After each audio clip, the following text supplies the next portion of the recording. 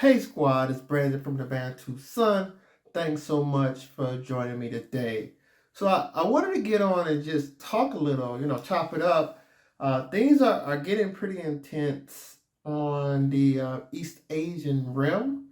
So there's a lot of things going on. North Korea always doing what North Korea is, what which is basically shoot nukes or threaten to shoot nukes or test nukes. That's their thing. Japan is stepping up its military engagement strategy. We just had the South Korean president Yoon Suk Yeol come over to the White House, start singing American melodies, American Pie, wooing the diplomats of DC, showing that great engagement and soft power relationship between the United States and South Korea. And you have the Chinese out in the South China Sea doing a little bullying or supposedly doing some bullying with the Philippines, and Taiwan is getting more and more dire. I saw former Ambassador Michael Bolton over there almost giddy about the potential for conflict as he can be. So, the reason I want to touch base is because there was so many things occurring, and I don't even want to forget. In New York, they found the underground police station in a Chinatown. So, for those that don't know, in major cities, there's always going to be certain ethnic quarters for different nationalities. Little India, the Armenian Quarter, Chinatown. And a lot of the times, these places can be safe havens for immigrant populations. They go to a new country, they don't know much of the language, they don't have any or many connections, and it's easier for them to settle in one of these ethnic quarters and then work their way up and out if they so intend to better assimilate to the population. But a lot of this is basically being an umbilical cord from a mother country to your immigrant or host countries. On the flip side, it can also be a dark and seedy way for people from that mother countries to slip into the new country, the host countries. Of course, the mafia starts in these places. A lot of criminal gang activity may start in places because these people are so vulnerable. They're susceptible to these gang influences because they have nowhere else to go. They don't have much money, and basically their lack of options.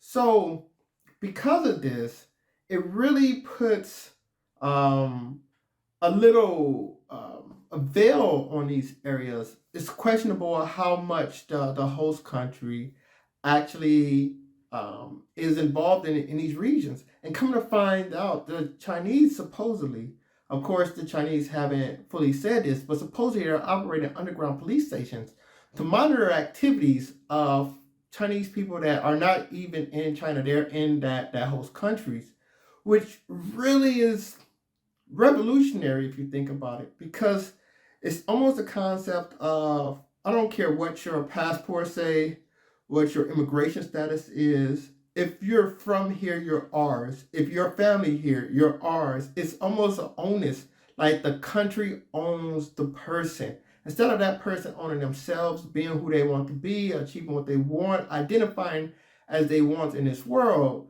it's an ownership. And the country say, whether you're in China or overseas, and this is happening in China, where people go overseas, say things that are a little edgy or against rules back home in China, and when they get back home, they get in big trouble. So just the ability to go into another country, open up shop, and have a nation within a nation is kind of a intimidating concept. And so you're really dealing with this culture war that's starting to emerge, and this is a very valid difference between the modern era. What most people don't understand, as we have our geopolitical puzzles, and each one we give a nickname to, and the nickname we give to Asia is Asia the Inevitable. And we do this because if you look at a globe or a map, it always centers it on the Atlantic, right? Even our prime meridian is built going down the Atlantic. But if you look at history and culture, the center of the world most often was Asia, or what some geopoliticians may call the world island, which is Eurasia, Europe and Asia, how you see it. But most of human history, because of Asia's size and resources, it has been a driving force of a lot of interactions throughout history. All five major religions, Judaism, Hinduism, Buddhism, Islam, Christianity, all Asian religions, the major population, the vast majority, Chinese, Indians, Indonesians, Pakistanis, all Asian countries. Even my Crypt 6, the countries that I say in their own right have very strong historic and cultural power centers, such as China, Russia, India, Iran, Pakistan, and Turkey. All Asians, depending on how you count the Russians. The Russians are a daughter of Europe, but the vast majority of their geography and their engagement in this world is on the Asian continent. So even the energy, I always say the West Alliance up to this point, up to the 21st century, was built on securing the Middle East, a peninsula of Greater Asia, because of the vast energy potential. So as we see this new rise, which is inevitable and it's going to happen because nobody can stop these things, as China's going to come up, India's coming up. These countries, most of these nuclear powers out there, a lot of them going to be in Asia, India, China, Pakistan, supposedly Israel.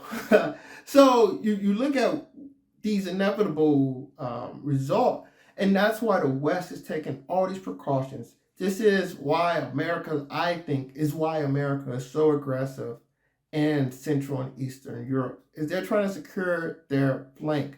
This is why I think the West is being even more engaging. And we have a video out there called The Pivot, when we were talking about Barack Obama's plan. When Trump came in, Trump tried to de-escalate or pull us out of a lot of wars such as Afghanistan and Syria. But now you can see that a lot of people wanted that to happen just so they can focus resources on possible Ukraine-Russia conflict. But this was always about the pivot, and in Obama years, he was really pushing the pivot. And now it seems under Biden, his VP, the current president of the United States, they're going right back to that Asia strategy.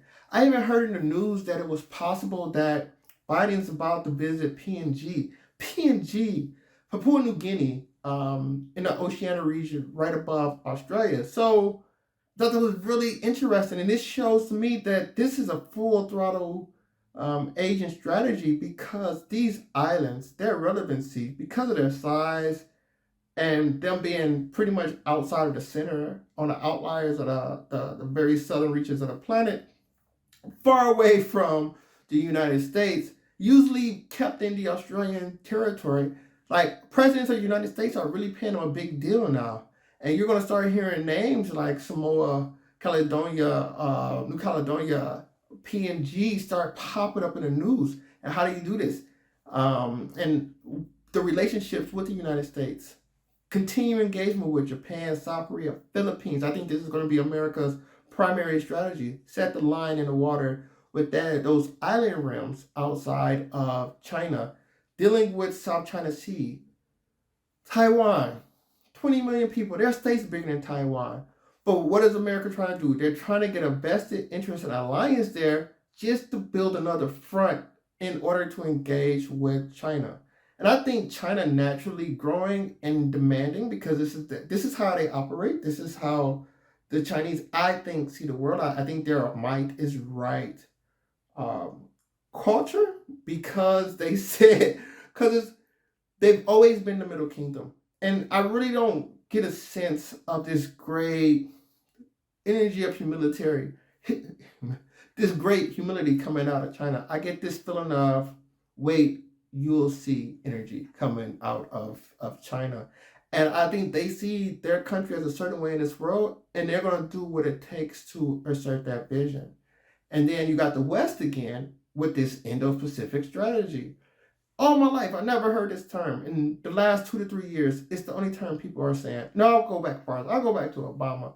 But this term is becoming even more relevant today. They're not even saying the word Indian Ocean anymore. They're connected Indian with the Pacific. Now, this is a Chinese realm because the Chinese need to go to the Indian Ocean and get to their energy assets. And of course, they sit out there on the Pacific Ocean, which is their only coastline. America is an Atlantic and Pacific nation, but they concern themselves with the Indo-Pacific for a reason. So I just want to call out some of the flare-ups that I'm seeing in the world, how I'm processing and seeing these moves culminate, and a couple of hot spots that I think we should watch, such as Oceania and the growing engagements out there. Because at this point, I think it's about votes in the UN, of course, and as well as strategy of trying to get in where you can fit in to mitigate the other side power. I still think that America and China has a lot in common, and I think there's a lot of heat in the room that probably shouldn't be in the room. But what we think and what's going to happen isn't always going to be the same thing. So that's our thoughts. I'd love to hear what you think. Please comment below, like, share, and subscribe if you enjoy the content. Until next time, take care. Bantu up.